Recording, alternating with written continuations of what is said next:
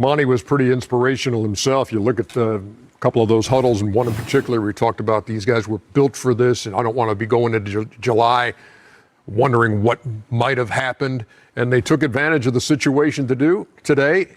Held serve in game one, and they take it 99-90. Well, Ernie, it's interesting. Like, obviously, we all watch television, and you hear these idiots and fools and jackasses on television talking about, like, well, once AD and LeBron are healthy, it doesn't work like that.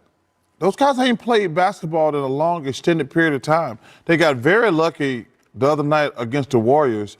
And number one, I'm not saying this series is over, but this notion that two great players are just going to show up and run roughshod over the Western Conference, that's not going to happen. AD 13-7, 5 of 16, and you saw the numbers that DeAndre Ayton put up today.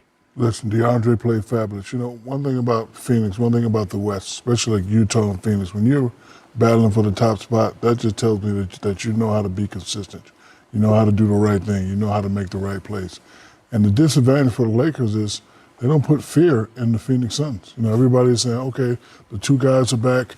We're the underdogs. And, Phoenix guys are going, okay, we're number two. How are we the underdogs? We're not scared of this. We're going to play our game. And if DeAndre Ayton can play like this every night, it's going to be tough for the Lakers to win. I doubt he can play like this every night. If he does, I'll be very proud of him. But today, he played a great game. I'm certainly proud of him tonight. 10 of 11. Woo.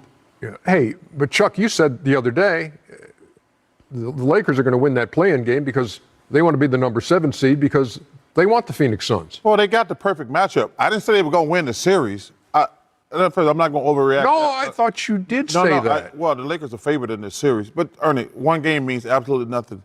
And number one, we got to hope Chris Paul is healthy. But the Lakers got a perfect scenario. They were not going to beat the Utah Jazz. They got a perfect matchup. But I just find it fascinating. You hear all these guys on TV talking about, well, once they get AD and LeBron back, they're going to be the favorite. I'm not sure about that. I'm already on the record. The Los Angeles Lakers are not going to the finals. Whatever happens this series, they're not going to win 3 series in a row on the road. I just don't think that's going to happen. That's just my personal opinion. What's your biggest takeaway from game one? I think defensively for the Suns, they treated Anthony Davis like a Joel Embiid, so to speak. Every time he got in the post, they said, I don't know if the Lakers could score enough if AD doesn't score. So we're going to make other guys put the ball in the basket. They did a great job. So as great as Ayton played offensively, I thought it was the Phoenix Suns defensively with him that was more impressive. Secondly, contrarily for the Lakers, I think there's so many versions of LeBron James. Today we saw the playmaker, the guy who looks like Magic Johnson. He could get people the ball. He could score at times, but he could rebound. He has to be more of the what is he on a number 2 or 3 in scoring in the NBA? He's got to be scoring LeBron because they can't score enough baskets if he's getting 20 to 25 points. He has to be in that 30 to 35 range. He has to be offensively more aggressive because they're doubling AD and they're saying that no one else can really score. And LeBron, I thought, passed up shots and to people, which he had done through his career. But this is not the time and this is not the team, I don't think. Suns 47-33 in rebounding, 21-10 second chance points. They're 15-1 when they hold teams under 100 points, as they do. Anthony Davis had 13-7 for the Lakers. He's at the podium now. Go ahead and just get started with Mike Trudell. Anthony, was there anything that you noticed primarily about how Phoenix defended you differently, if at all, from the last time that you matched up a couple weeks ago? No, it was primarily the same. I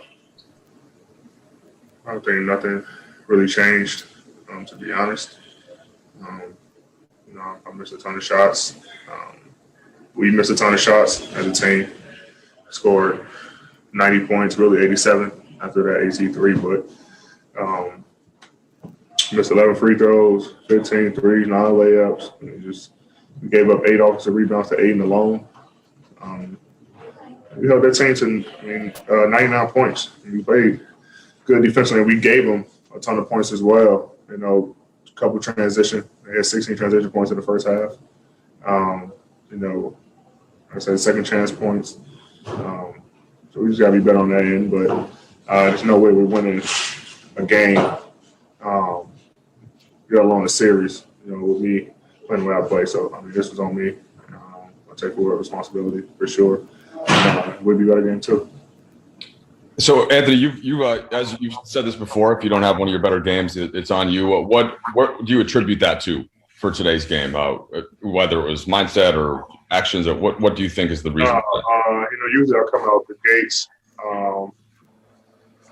very dominant, and I think today, we had it going. I had a couple threes. We get into the paint drunk, so I kind of just got lost in the offense. But I still have to be assertive on ways to get the ball.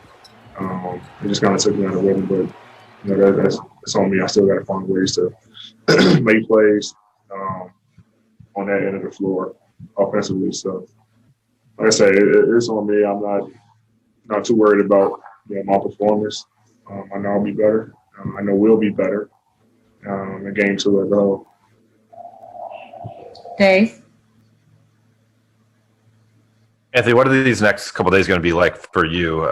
Frank thought that despite what you're saying about your own performance, the way the defense was playing you, maybe it was opening up opportunities for other guys.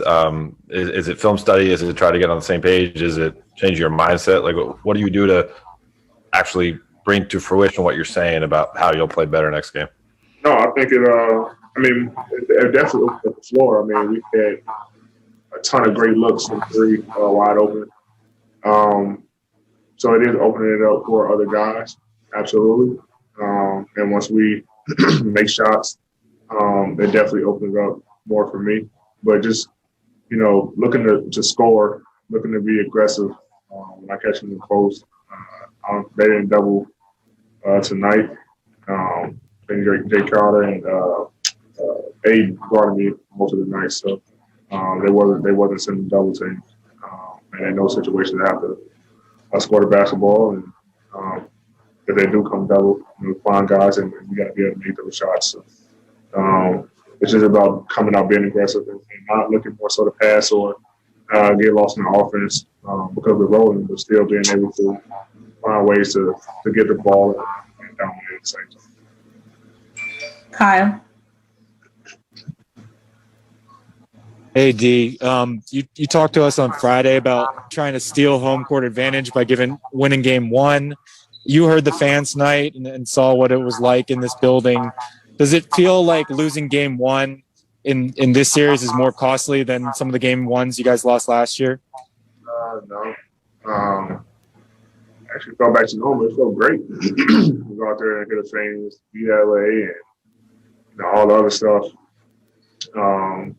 It felt like playoff basketball, to be honest. So we still got an opportunity to fill home court and game 2.